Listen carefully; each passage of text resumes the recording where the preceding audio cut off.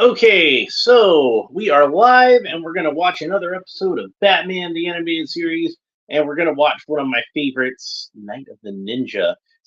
I'm sorry, Day of the Samurai. Night of the Ninja I already watched. So if you haven't already watched my watch along at Night of the Ninja, you should probably go ahead and watch that one and come back to this one once you've watched this one. And if you haven't seen the episode Night of the Ninja, you should watch that first, then watch it with my watch along, then watch this episode because I don't know why you would have seen this episode and not seen Night of the Ninja, and then come back and watch the watch along again. So these are good episodes; they're worth watching many times. So Kyodai Ken was a character that was introduced in Night of the Ninja. He's a ninja, and he was somebody who had trained with Bruce Wayne under Oru Sensei. So there was bad blood between those two. And when they were training, Kyodai was the only one that was able to beat Bruce Wayne. And there was a lot of bad blood between them. Kyodai looked down his nose on Bruce for just being a spoiled and pampered rich man's son. And Bruce caught him stealing a priceless sword from Oru Sensei, and Kyodai was banished from the dojo and later became a ninja for hire. That was where they left off in the last episode. Is that he captured Bruce Wayne, and Bruce Wayne had fought Kyodai and actually managed to beat him. Kyodai got away, but he had to do a tactical retreat since Bruce had actually beaten him for the first time. So I guess he's just got a lot more, probably had a lot more experience with fighting than Kyodai did at that point, because Kyodai was a dirty, filthy cheater, and he basically, whenever he was in a confrontation with one of these, anytime he was in any kind of confrontation, it was with somebody who was not even in his league, our hapless security guards and whatnot. So when he's got to fight somebody like Batman, who's had just as much training as him, or Bruce Wayne, 'cause he wasn't in his Batman costume at the climax. He does fight Batman for a little bit earlier in that episode, but later in the episode, it's Bruce that he fights. Anyway, let's go ahead and get started. I don't want the HBO Max to stall out on me. So it says theme music. We got the WB logo, fades into the police blimp, pans down, and then we've got our bank and our shifty-eyed characters, and boom. All right. So Kyodai was a really interesting character, and I would have liked to have seen more episodes about him. But I guess they felt like after this episode, his story was finished. But he does appear in a few more comic books. But the whether or not those are canon, I think is in the eye of the beholder there. So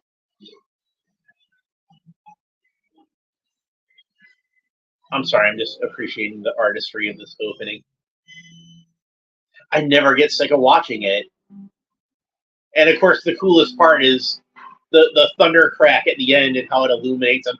Batman just has been a living shadow for this entire opening credit sequence, and then at the climax of it, you have that written by Steve Perry and directed by Bruce W. Timm himself. So Steve Perry, not just the talented lead singer of Journey, it's probably not the same Steve Perry, but wouldn't it be cool if it was? So. Well, this Steve Perry is just as cool as the guy from Journey because he wrote Day of the Samurai. She's cute. And there's our Quentin Tarantino shot.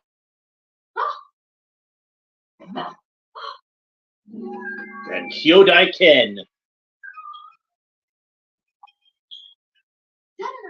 His design is very effective with just the skin-tight, simple ninja outfit, the red accent of the belt to break it up a little bit. I kind of wonder if maybe Kyodai's design was somewhat inspired by the Italian comic book character Diabolic, which most people here in the United States, if you're familiar with Diabolic, it's because of the movie Danger Diabolic. And if you're familiar with that movie, it's probably because you saw it on Mystery Science Theater 3000. Knocked her out cold, but he checks to see if she's still alive. She's no good to me, dead.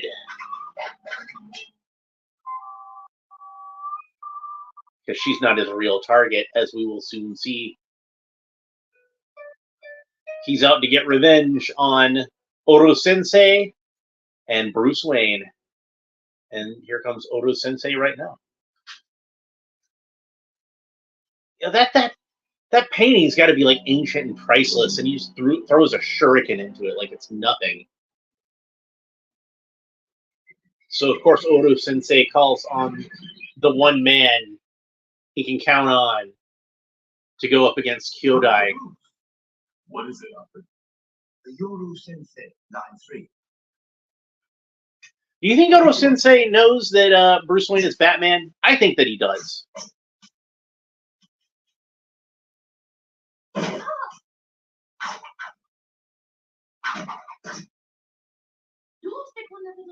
Why have you done this? To settle an old debt.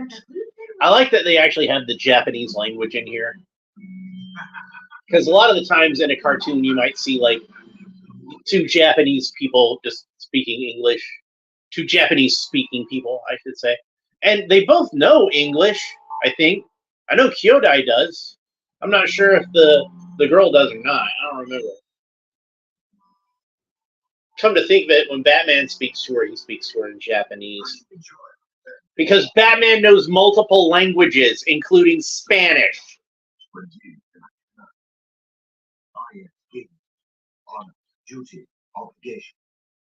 Oh, yes. Let me just define the Japanese word for the younger viewers. Bruce has been sketching the tattoo on Kyodai's back. He's just as obsessed with Kyodai as Kyodai is with him. You cannot hide the warrior spirit behind your playboy in the twin son. Kyodai can return from America in defeat. He was beaten by Batman. So it is said. Perhaps I thought you might somehow enlist the aid of this Batman. You know it, do you not? We've met. So yeah, I think Yoru Sensei knows that Bruce is Batman. He's just too polite to point it out at this point. Like that scene there strongly hints that Yoru Sensei knows, but he just doesn't want to say. A spot of tea before retiring, Master Bruce. I have some excellent green brew. No thanks, Alfred. Alfred's just like totally into the whole Japanese thing with his kimono and his green tea, and he's loving this. It was not good news. I believe I will have that tea, Alfred. That was a really good bit there with Bruce doing the stretch, and you can tell that Kevin Conroy actually did stretch in the studio because he made that his voice changed like that. Fighting master manipulate the key lines, the currents of life force. For the art, Kibano Hoko, the way of the fang. This is one of those kind of like classic sort of martial arts moves that you see in movies and stuff all the time, where like some kind of like magical thing where you touch an enemy in a certain point and their heart explodes. The 5-point palm exploding heart technique from Kill Bill. That's basically what this is. In one of the 1,000 caves on the slopes of Mount Kajiki, he told no one but his eldest son. The location has been kept a family secret for 500 years. Kevin Conroy's voice is just like, it's like butter, man. It's like, this guy can read the phone book, and I would be held at rapt attention Your sensei has no sons. When he leaves this world, the secret leaves with him.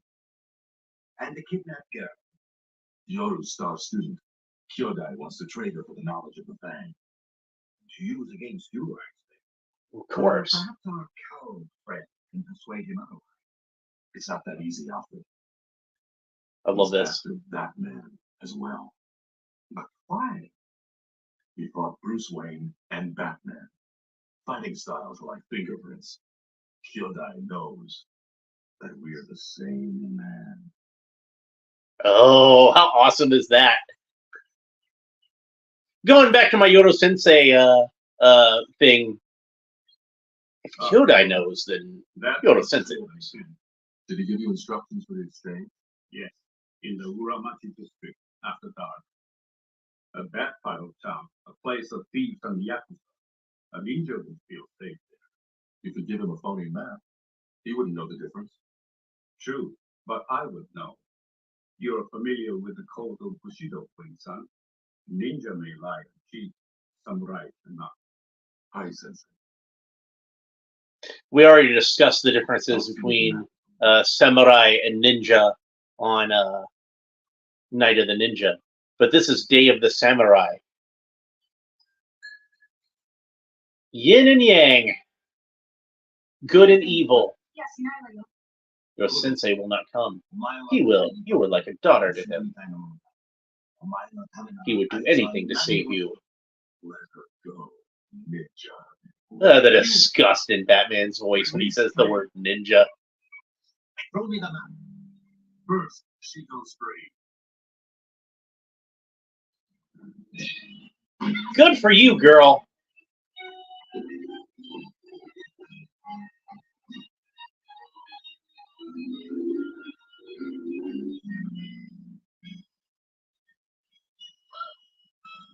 But he knows Batman's real weakness is his compassion. He can't let an innocent life die.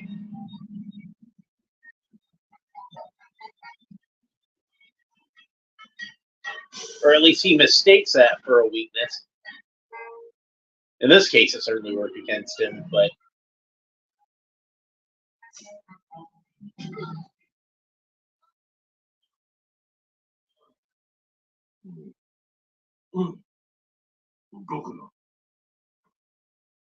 Stay put. And I love her little line here. Spirit of the Bat.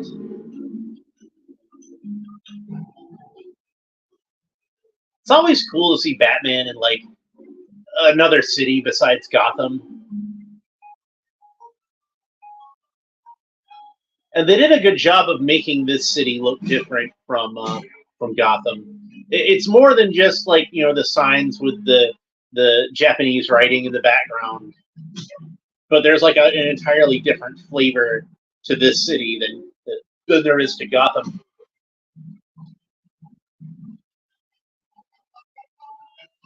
Less of the Art Deco architecture, a little more modern, or at least post-war.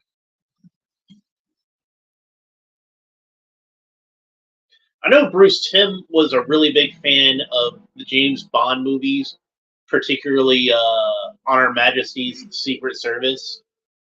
But I figure he was probably a fan of You Only Live Twice as well, with the hero going to Japan and, you know, the climax is at a volcano.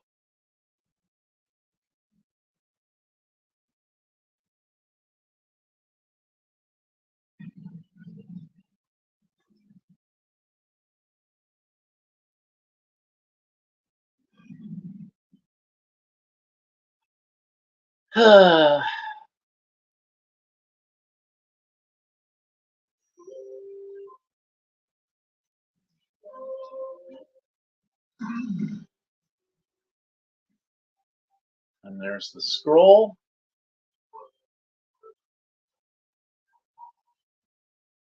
But it's so ancient, it disintegrates at his very touch.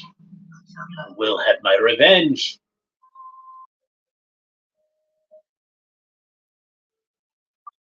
But at least he's able to find the most important thing, the thing that he's really looking for is that death touch.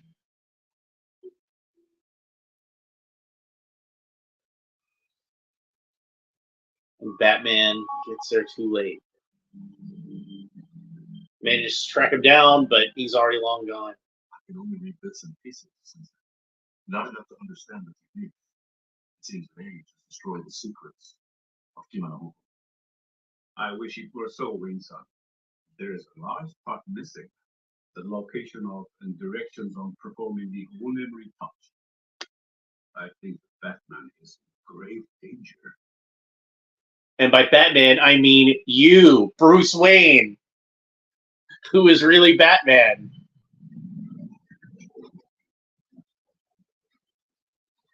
Now we've got this high-tech volcano monitoring facility. We've got like the ancient Japan of the samurai and the ninja, and the modern high-tech Japan of today. Not just yet. I thought that with the recovery of the young lady and the destruction of the scroll, your chores here were finished. Kyodai has the part of the scroll that describes the Onemuri touch. I'm afraid my Onemuri touch. It means big sleep. A better translation might be eternal sleep. Oh. Oh.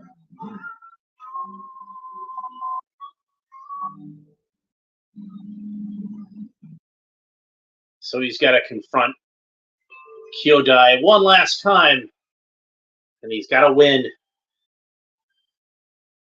Here's something we don't see in Batman too often: is a daytime shot.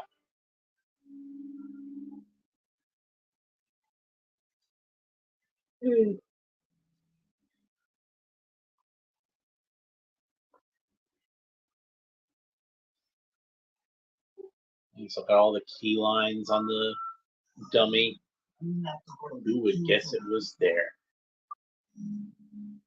I cannot tell you where the fatal one lies, Wade-san. I never allowed myself to read the scroll, for fear I might someday be tempted to use the forbidden knowledge. Then how do you know where the knowledge was? Yes, on a hand, an arm, a leg, even a simple defensive block could mean doom. But Batman is nothing if not clever and resourceful. So he's going to figure out a way to figure out where that spot is.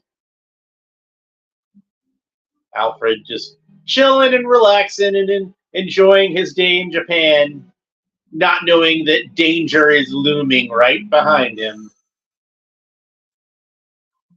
Kyodai wearing a go to hell hat because he knows that Bruce's father was killed by a guy in a go to hell hat. No, rich man.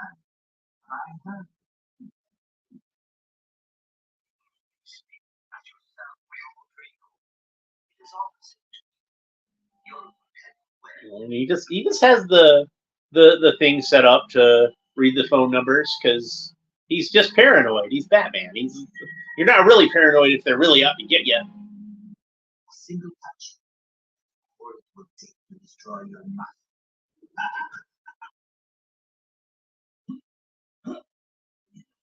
Yeah.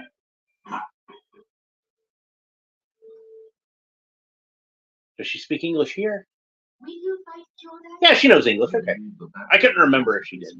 Do you think this Batman will fight him? Batman doesn't will. Huh. But I'm fairly sure he'll choose to meet the ninja. Dramatic music.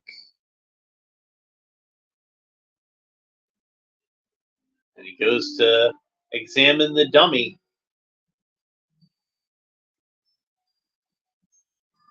He's figured something out, hasn't he?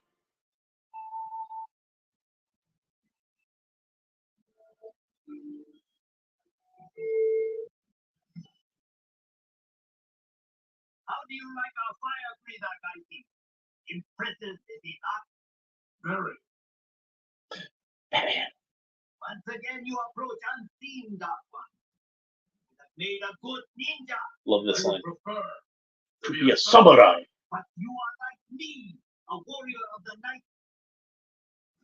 We're not so different, you and I. So it would seem.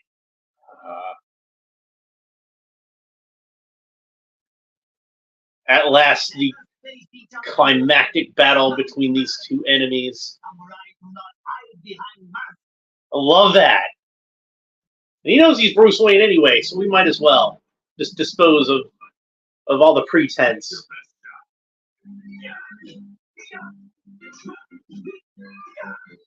And I love that because it's not a fight between Batman and a ninja. It's the fight between Bruce Wayne and Kyodai Ken. In a way, he was kind of like the first Batman villain. He was like, if you think about it, this was the first crime that Batman fought, was him stopping Kyodai from stealing that sword in the first place. Before there even was a Batman. Before Bruce even had the idea to put on the costume.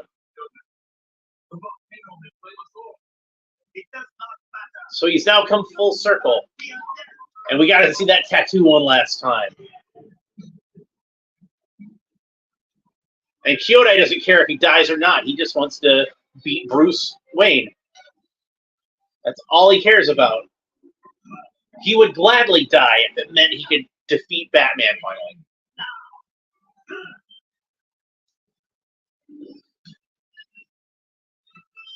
And that death touch.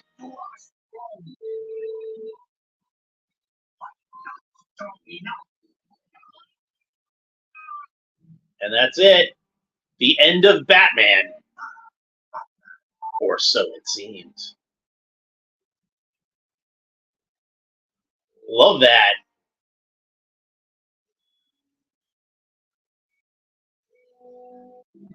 So soon, Kyodai. Yeah.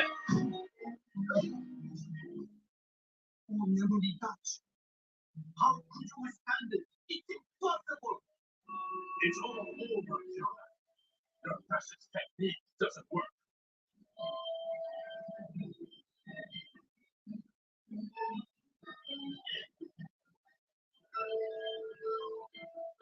It's such a great fight, and the silhouette and the lava in the background.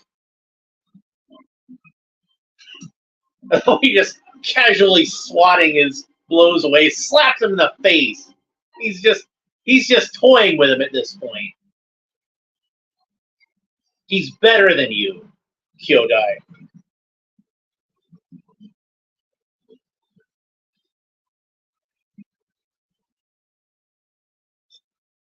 But even then, Batman has enough compassion to try to save his enemy. The guy who would have gladly killed him and left Alfred to die in an exploding volcano. But he won't take it. And he gives him one last bow. It's like he realizes that Bruce is the better warrior. And he won't be able to defeat him, even with all of his tricks. And that's the end of Kyodai Ken. Which is why I think we never see him again. I kind of feel like they felt like his story was complete at that point. So he would take a touch. Did he somehow miss? No. I found his practice early. There was a soft spot, a place jammed many times. I protected that spot on my own life. Most ingenious. Cunning and resourceful. I'm sorry, children. We all choose our own path, grandson. You walked the dark trail. It was not your responsibility. If you see Batman, tell him I have great respect. This is the bit where I really think This is much a ninja as Kyoto. Oro Sensei knows. Not so. Batman offered to help his adversary. And the lesser man would have used the knowledge of the old memory touch against his opponent. Batman is the essence of samurai, Win-san. Batman You would do well is to the remember. essence of samurai, Win-san. Don't worry. You would do well to remember. He's telling him he's proud of him, folks. Like that's what's going on there. It's the teacher telling the student, "You have done well." What a beautiful ending, man! This is such a great show. Oh man, such a great show. One of my favorite episodes. I got a little choked up at the end there. it happens a lot more than you would think on this show. Very small cast on this episode, only a few characters. Kevin Conroy as Batman, Ephraim Zimbalist Jr. as Alfred, Robert Ito as the Ninja, Julie Kato as Kairi. So she does have a name. I remember them saying her name on the episode. And Go Misawa as Yoru Sensei, or Sensei Yoru, as it says in the ending credits. I guess it's one of those things where it's like Japanese names, like the family name comes before the given name. So like thinking about like the Shredder. This the first Japanese name that comes to mind for me. Oroku Saki. His brother was named Oroku Nagi. Their family name was Oroku. So his first name was Saki, which so he was named after like rice wine. So I guess they just picked random Japanese words. I don't know if Saki would ever be anybody's given name. It'd be like if I named my kid Whiskey Belk.